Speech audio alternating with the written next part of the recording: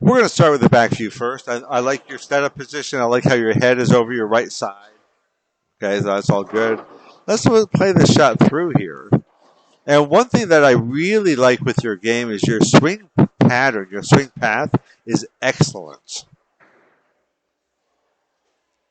Push rate stays right in line with the shoulder. You know, as the swing goes up, it's right in line with the head. It just stays right in on the way down.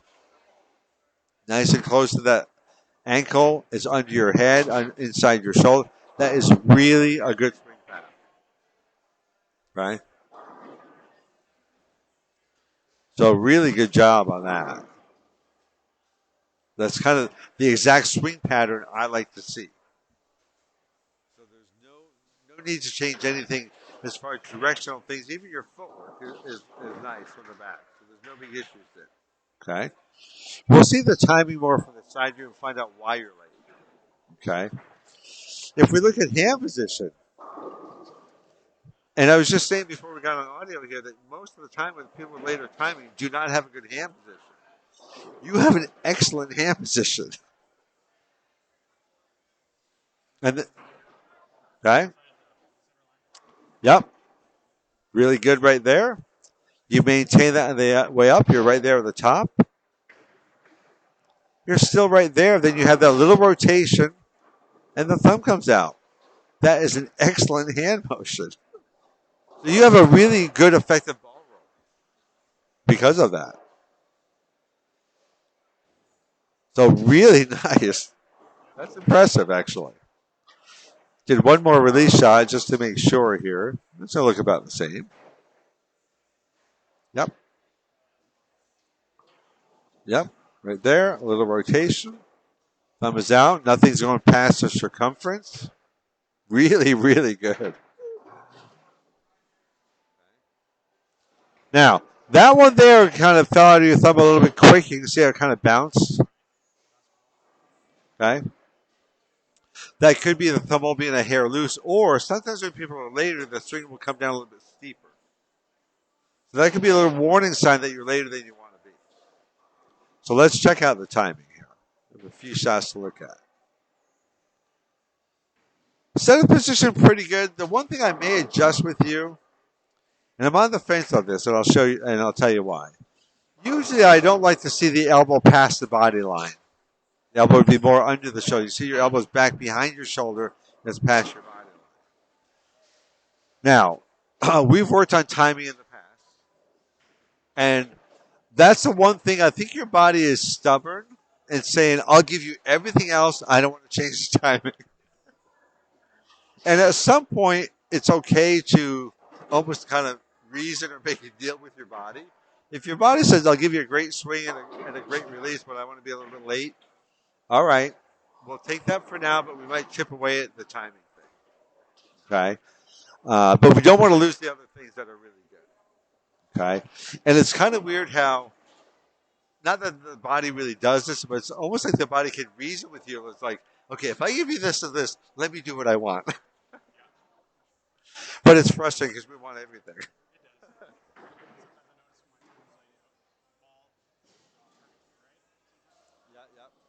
And that could be you don't have time to get it through online. Okay? So let's go in slow motion here. Hold it steady through one. Now you have a little bit of a slight backward motion right there with the upper body. It's very slight. See how your wrist is pretty level? Right there. See how the wrist comes down a little bit and the elbow goes back a little bit. It's very subtle. But that's right as the foot is moving. So now when the foot moves, your arm is still staying there. Okay? So we may do a little experiment with you. In the setup, I may have your elbow more forward a few inches so it's not behind your body line. Now, just the fact, you can see that little tiny wiggle backward right as you start to push. Right there. It's super, super subtle. Impossible to see from the back and hard to see from the side. What I'm concerned about, if we move your elbow forward, that you would have more room to move it back. And the more it goes backward before it goes forward, the later you're going to push. Okay?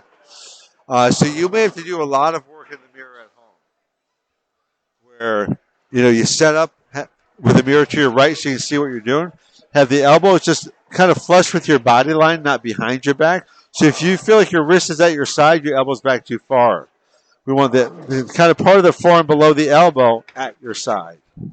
So the elbow's kind of more directly below your shoulder. No motion on one, and then on two, it goes forward on two. So the elbow moves, I don't know, 5, 6 inches forward on two. What your body likes to sneak in is that little backward, which delays it going forward. And notice I said your body likes it. That doesn't mean you like it, because I know you don't. Okay? Yeah.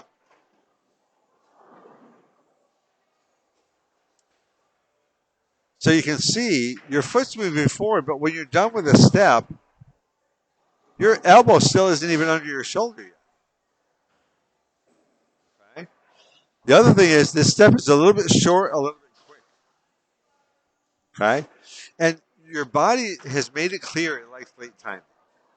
And as we try to change that with the upper body, your body can really sabotage that step and make it short and quick so you don't have time to do what you want to do. So you may have to work on this on both ends and work separately.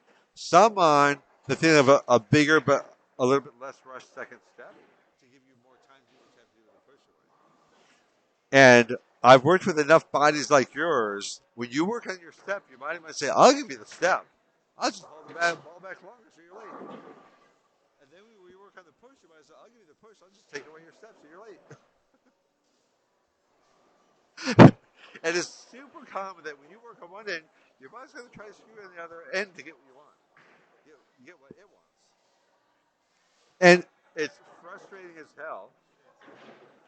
And you just have to be persistent and chip away at it. And just think, if it's 1% better, hey, that's better than it was. And then, okay, maybe in a few more weeks we'll take another couple percent. Maybe in another month we'll take another percent. Maybe we'll let your body get used to that for a month and not change it. Maybe a month later we'll take another percent. Okay? So I think that's the way to attack this, because I think if we try to do too much at once, your body will just rebel and fight it. Okay? Absolutely. On step 3, yeah, it'd be nice if the ball was about a ball further. You're not way off. Okay. Top of the swing there. You do end up in time. Okay. Now, even your first step, it looks to me your first step looks a little bit forceful. Okay. You want to always feel like you ease into your momentum. Okay? I know if we've talked in the past, we never want super slow feet. Okay. But with late timing, it's okay to have a little bit slower feet to give you time to do what you have to do with your upper body. Okay. So to me, everything looks rushed, kind of right there. Okay. Let's do this. Let's go to. I would do a little bit shorter but smoother. So I'm going to get your foot just about to move here. I'm going to pull up somebody else. Because usually the first step is about a half a step, but smooth. It should not be rushed. And from my experience, when the first step is a little bit big and quick, that makes the following couple steps get quick. Correct. Okay. Yep. So let's do this. Let's compare to a couple different people here. We'll do a little sampling. Let's use Brad first. And I'll do the same thing with him. I'll get his foot just about to move. And there you can kind of see in the setup, his elbow's not past his body line. It's under his shoulder. You're nice and level with the forearm, just like he is, but your elbows, see the angle back of the upper arm? Is just straight down. Okay? Let's get his foot just about to move. So right there, the left foot's about to move with both of you. I'm going to click them both together. Okay? Now you're both off the back toe about the same time. His step is smaller than yours. And in theory, you would think a bigger step would take longer. You have a bigger step, and it took the same amount of time as a smaller step, which means it's a bigger, quicker step. Okay? Now, the back foot's just about to move forward on both, so let's click them both together again. You're off your back foot already. He's not all the way on his front foot yet. So his second step is less rushed than yours. Notice his elbow is now past his shoulder. His elbow's at the front of his side. Your elbow still is behind your shoulder. Okay? Now I got the back foot synced up with. Now let's go to step 3. You have a quicker step 3 than him. So I think your beginning footwork is a little bit quick, which robs you of time to do what you have to do with your push away. Okay? And no doubt, your body figured that part out. Now, you wouldn't have to be, even at that, look where his ball is. See how it's just a good reference for you would either be the legs or the shoulder. See, the front of his ball is to the back of his shoulder, or with the back leg, part of the ball is past the back leg, part of it isn't. Most of your ball is still in front of your shoulder, and it's more by the front leg than the back. Okay? So what I'm thinking is, if we can calm down the footwork, maybe that gives you just a hair more time to have the ball in position. Okay? I think your steps 1, 2, 3 are robbing you of time. Okay? Now, when we do that, what I would do, I would have your elbow just a little bit less far back. And we'll see what happens. Okay? Unfortunately, your body is super smart and it knows what it likes and it knows how we try to trick it and it knows how to trick us back.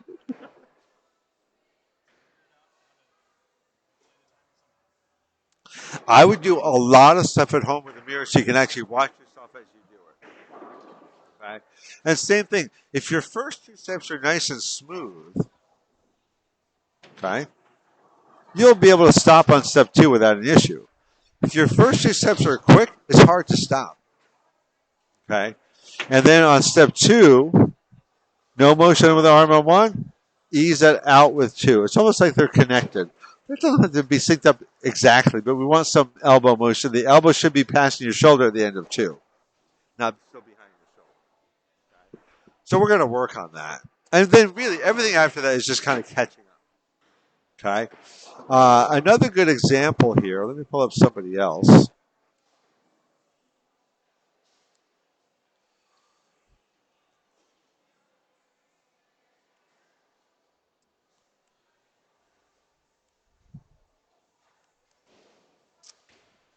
Okay. All right. Again, short first step. Okay.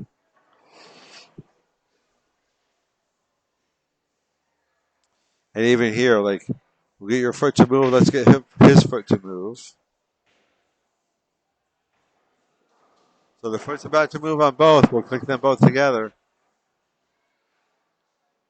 You're both off the back toe. Your step is much bigger than his. And in theory, a bigger step would take longer. So that, I know that may not feel quick, but you can see it is. Okay. Now, not necessarily on step 1, because we don't want your ball moving on 1 yet. Step 2 is an important one to not be too small. Okay? Look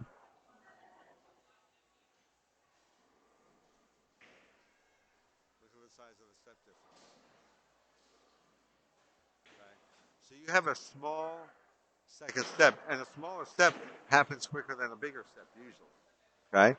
So I think, like I said, if step 1 is kind of big but a little bit quick, it will almost always make step 2 be quick, which then makes step 3 be quick. Okay? So I like your thought, and you're right. A bigger step will give you more time. But it's really important on step two. If step two is small, you're robbing yourself of time for your arm to move. Okay? And again, you can see how his elbow passed his shoulder at the end of the step. At the end of the same step, your elbow is behind your shoulder. We're going to try to get this to be about here. We're going to try to get your toe to come to about here. So I think it's really about working on one and two. Like I said, mirror at home, you can do hundreds of those with a mirror. And you're going to watch yourself as you do it, which is great because you start to associate what you're doing with what it feels like. We've worked enough. You know, what you see isn't what it feels like. And your body will just lie to you. A mirror cannot lie. Right? Go to step three. And there again, you can see your three is a little bit quicker than his.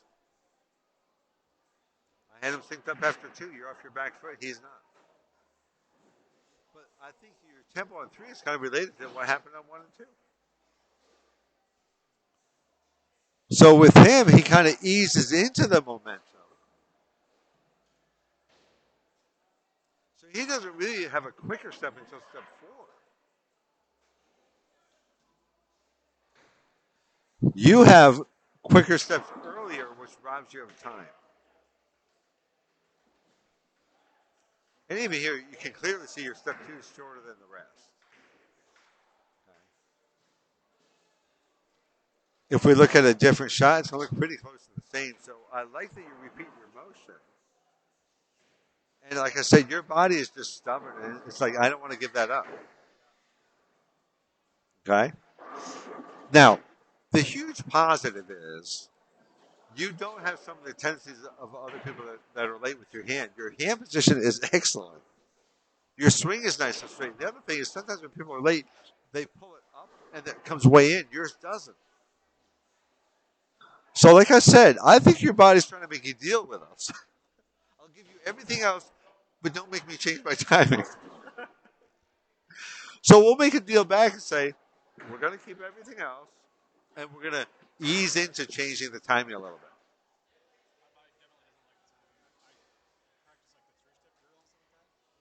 Right. Yeah, yeah, yeah. Yes. Even a one-step drill requires timing. And usually in a one-step drill, you want to make sure your swing is at the top before you go into your finish. And someone who wants to be late, your body wants to be late, you'll start to go into your slide before your swing's at the top. And that's just your body saying, I want to do what I want to do. You know? But I think we can really calm down that beginning footwork. And that would be the start. And the compromise would be, all right, let's work on a little bit smaller ones, a little bit less rush, a little bit bigger two that's less rushed. Three will probably self-correct, in my opinion. Okay? And even if the timing isn't different, you had more time to get your ball there. And that would be the compromise with your body. We want better footwork. We'll allow the same ball position, but in theory, we had more time to get the ball there, so you don't have to rush it around. I think that would be the way to approach this. No pun intended with approach. And then we can try to tweak. Once your body gives us the footwork, then we can try to tweak what's happening with the push right now. But if the beginning footwork is too quick, we don't want you to then have to have a super quick push to be in time. Okay, does that make sense? Okay, so that's kind of the direction we're going to go today. We're going to work on that beginning. We'll change your setup a little bit so the elbow's not as far back. Then what we're gonna have to watch for is your body might say is okay, I'll give you your footwork, but I'm gonna move your ball backward before it goes forward, so you're late. So